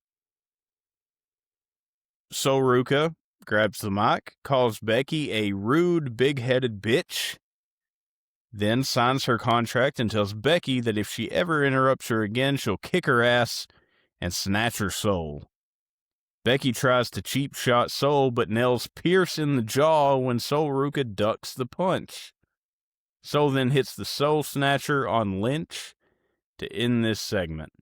Good shit, pal. Love me some Sol Ruca. Up next, we have a match. Austin Theory versus Joe Hendry. I don't have a winner for this. I'm not sure if there was one. Nope. Because towards the end of the match, things break down. And I have noted the Street Profits come out to fight Theory and Paul. So I think, this was a match that was made. Logan Paul really wanted to get his hands on Joe Hendry, but Austin Theory got the match instead, so Logan Paul kept trying to get involved. Eventually, things broke down. Street Profits come out to, I guess, even the odds or whatever. Then Braun Breaker comes out and tosses Montez Ford out of the ring like a stuffed animal. Just fucking yeets him. Seth Rollins gets the jump on Breaker, but ends up eating a spear in the end. My notes for this one. They worked this matchup to be Joe Hendry's big Raw debut, and it should have been about him. But in the end, the focus was on everyone else. The brawl at the end had some wild, impressive spots, but I couldn't help feeling like they should have given Hendry his moment to shine and saved this fiasco for another segment. So, Slick Vic, I will get your thoughts on the contract signing of Sol Ruca and this fiasco that was supposed to be a match between Austin Theory and Joe Hendry. Like you, I really enjoyed the contract signing. Sol Ruca's great. She's going to be a big-time player. And I was actually wondering who was going to come out, because somebody was going to come out. I didn't expect it to be Becky Lynch, and I'm actually really glad it was, because Becky's great. Becky was really entertaining. When she punched Pierce, Pierce's facial expressions were hilarious. And then it's like I was kind of hoping I'd get a Mortal Kombat quip from you or something with the whole she's gonna snatch her soul. Your soul is mine. Hey, this Friday, what's coming out, man? There's we got a new Mortal Kombat movie coming out this Friday. Mortal Kombat Dose. Yeah. All right. So that was good stuff, and it's not just me saying it. Sports Illustrated was saying it. Sports Illustrated, the Bleacher Report saying it. Yeah. All right. So I swear to God, did they go to break and then they come back and Joe Hendry's in mid concert? I guess we got half a Joe Hendry concert, I guess. I think so, yeah. The match itself, yeah, it was lackluster. It was just not that entertaining. I'm a Joe Hendry fan, but I was not invested in this one. Didn't do anything for me. And let's see. Yeah, I think that's where you left off. All right, so up next is the Obafemi Open Challenge, and Obafemi, wouldn't you know it, I don't know about this Open Challenge business, Slick Vic. I was sort of doubting it last week, and I think this sort of reconfirmed my suspicions. So Oba comes out, and then it seems as if Akira Tozawa is going to answer the challenge. Comes down to the ring, but he gets scared once he gets in the ring and is replaced by Otis. So then we get into the match, and Oba makes quick work of Otis. There really isn't any chance here. Towards the end, Oba realizes he won't be able to pop up Otis for his finishing move, so Oba sits Otis up on the top turnbuckle, then climbs under him to get in position for the fall from grace and slams him for the 3-count fall. That's it. After that, we get a backstage segment.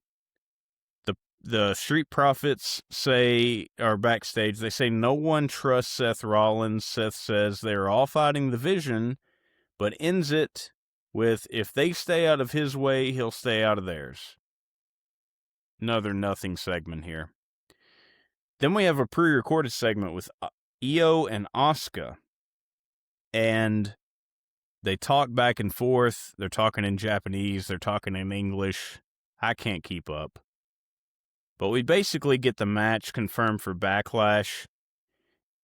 Io ends it saying she is ready for Asuka. And then they come very close face to face, and Asuka blasts Io with the poison mist. After this, we get a trios match. This is another bathroom break, in my opinion, where Los Hermanos Americanos make their debut.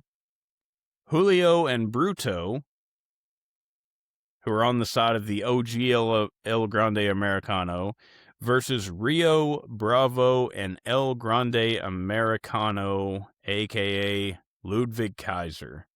And I have 0 notes for this. It was totally skippable. I understand that this is a big deal in Mexico and AAA with the mask versus mask deal, but here it's absolutely cringeworthy to get through. Julio and Bruto, Los Hermanos Americanos, and the OG El Grande Americano end up winning the match. Slick Vic, let me get your thoughts before we move on to the final segment of Raw. All right, so Obafemi and Otis. First of all, I thought Akira Tozawa coming out was funny. I think even Obafemi had a chuckle out of it. And then, the match between him and Otis was fine. I mean, it was a 2-minute squash match, as it should have been, and that's fine. I mean, this is like Goldberg now at this point. We just want to see him just run over people as he struts his way to the ring. Yeah. All right, so what else we got? Seth Rollins as, what's it called? And the Street Profits have some. They're not happy to see him. I think Joe Hendry's also there as well. Asuka and Io, man, this feud really did lose a lot of its heat when we lost Kyrie. Oh yeah. So it's almost like a consolation prize that they're still letting them have the match. And they just sort of glaze over it like nothing. Like they don't even mention that Kyrie's gone. Like, I was thinking about this the other day, Vic. Like, they could have easily woven this into the storyline and said, you know what, Kyrie has just had enough. Like, being torn between the two sides, she decided to leave. So, you know what, right. Fuck it. And then the match with 6 Americanos. I don't got anything. Skip. You're right. I agree. Well, to cap off Monday Night Raw, we have a contract signing between the tribal chief Roman Reigns and Jacob Fatu. So this breaks down as would be expected.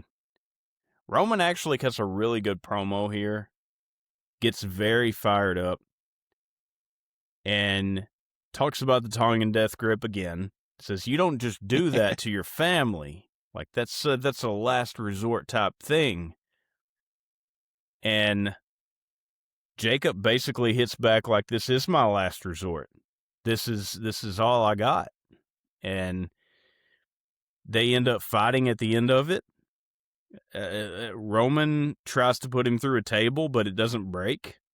And then they fight a little bit. They end up signing the contract, of course.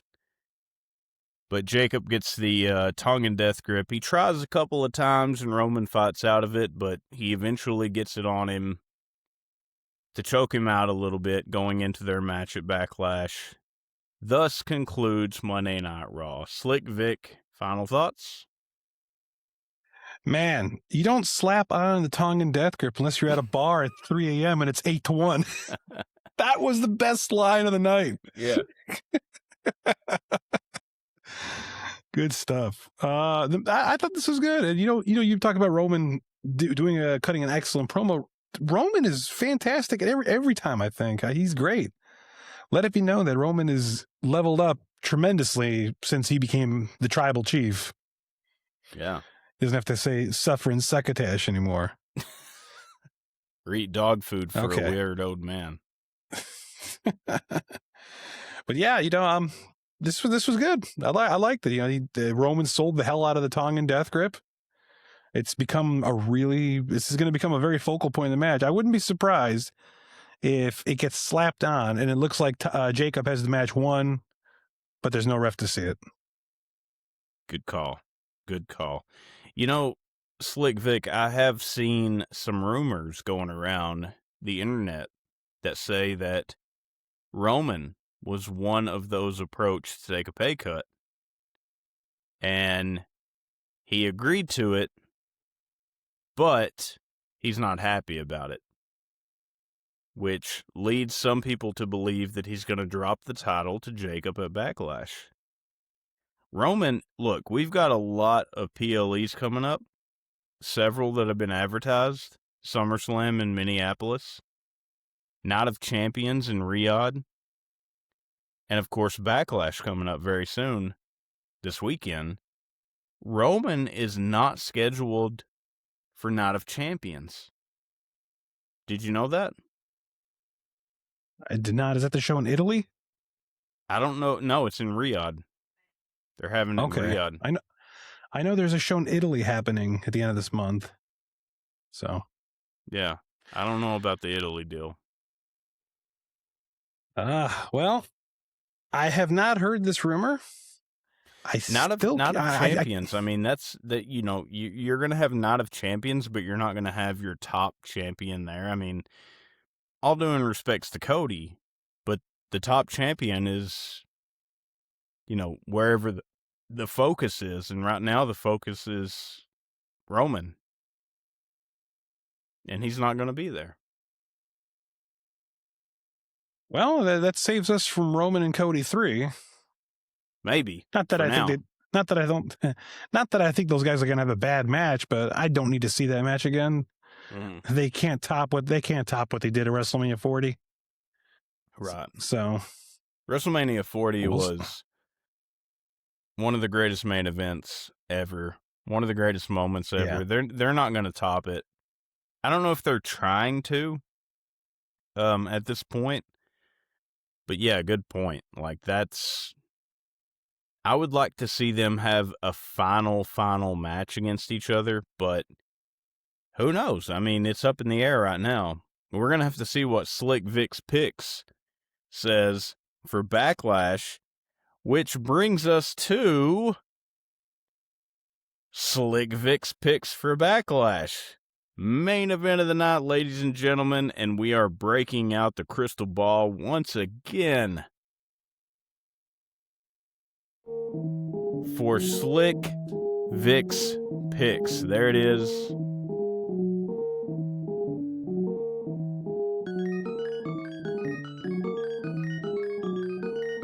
We just covered WrestleMania, and we are already here. It still feels like a long time.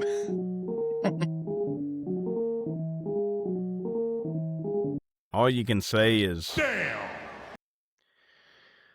Slick Vic, to cap off this episode of this snake bit episode of Wrestling with Power that we are going to have to piece together. I'm going to have to piece together here in a little bit. Everything that could go wrong has went wrong, but it's okay, ladies and gentlemen. You're not going to know about any of it.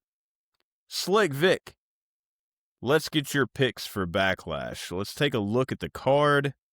It's a very short card. There's more than 4 matches, but not many more. Let's start out with Seth Rollins versus Braun Breaker. Okay, so this is Seth's second match back since his injury. This is Braun Breaker's first match back since his injury. You gotta time to reload the rocket ship to Braun Breaker. He had that unfortunate injury at a bad time, which caused him to miss WrestleMania, but it's time to course correct. Braun Breaker for the win. All right, so Slick Vic picks Braun Breaker. Are there any asterisks here, Slick Vic? Do you think there's going to be any outside interference, anything crazy going on, or do you think it's going to be a clean win for Breaker?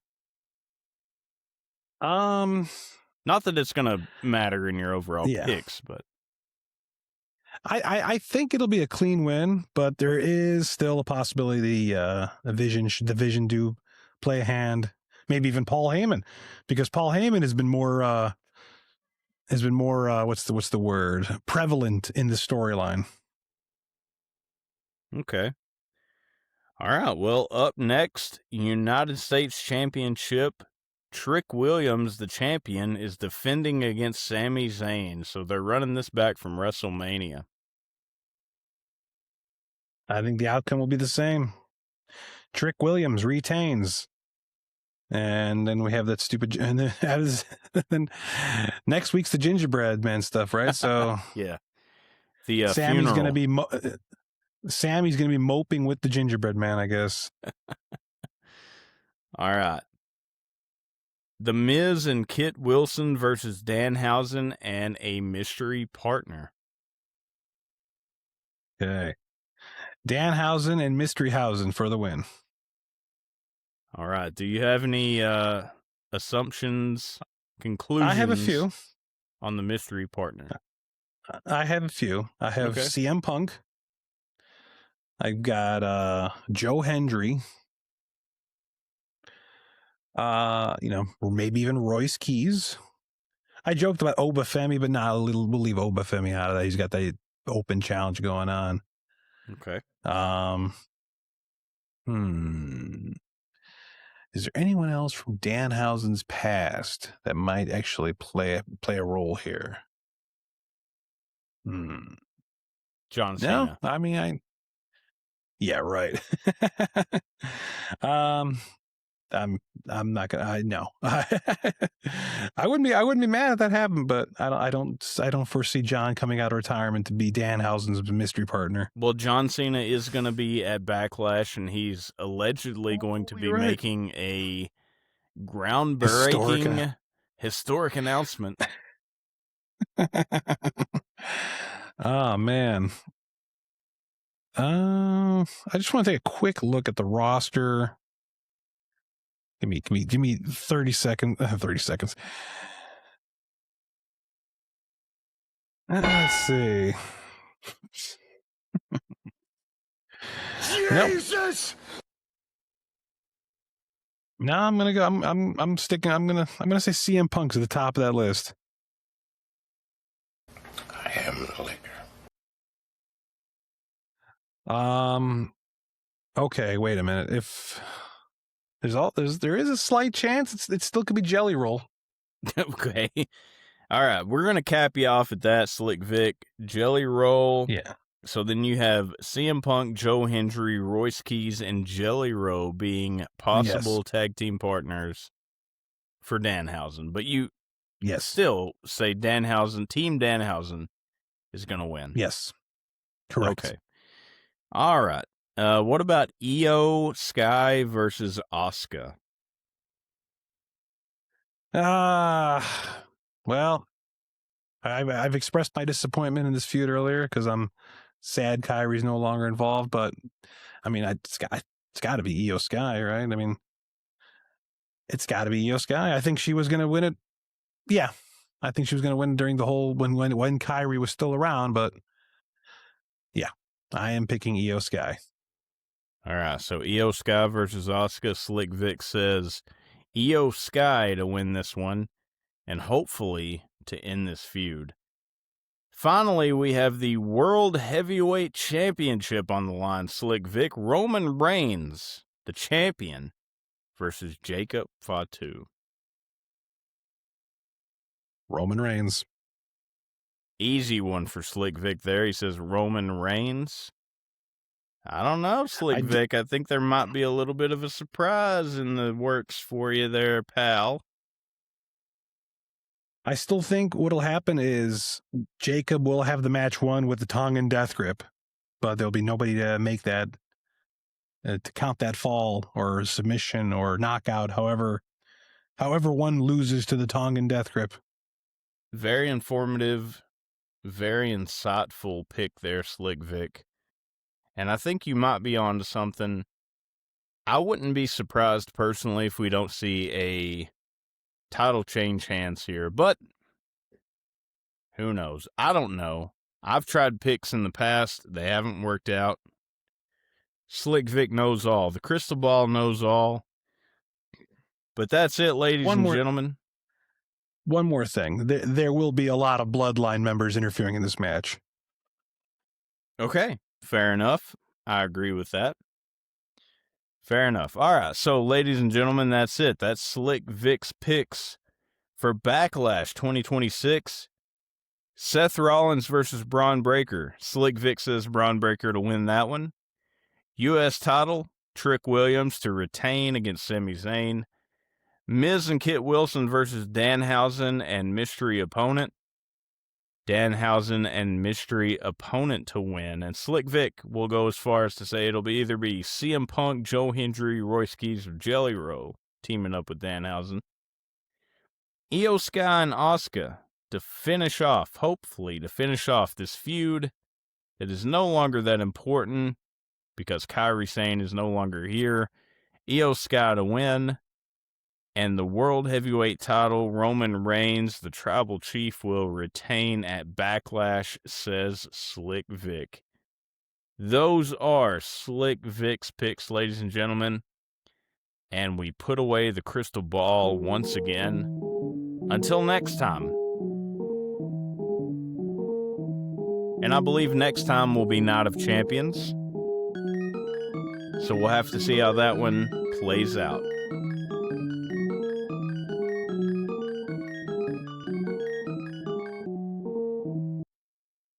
And that's it, ladies and gentlemen. That is the show. We have to bid you adieu, but I want to throw out there all of our socials, facebook.com/wrestlingwithpower, where you can find us live every Tuesday night. youtube.com/@wrestlingwithpower, where you can find our episodes once they're edited and uploaded. You can watch as well as listen along. And also on Spotify, you can watch and listen along as well. I usually get these episodes done by Thursday. So Thursday, you're riding around in your car, you got nothing to do. Hey, turn on some Wrestling with Power. Just go to Spotify and search up Wrestling with Power. Next week, we're going to come back on Tuesday. Backlash is going to be in the past. We're not only going to have the results of Slick Vic's picks, but we're going to have some gigawatt ratings coming back for these 5 matches of Backlash. And the gigawatts, obviously, are going to tell all. Great Scott! So, with that said, everyone, I hope that you have enjoyed our episode today. Go out and watch the Hulk Hogan documentary. It's excellent. Fuck the TKO. Get you a VPN and stay powerful. And I want to wish you all the best in your future endeavors.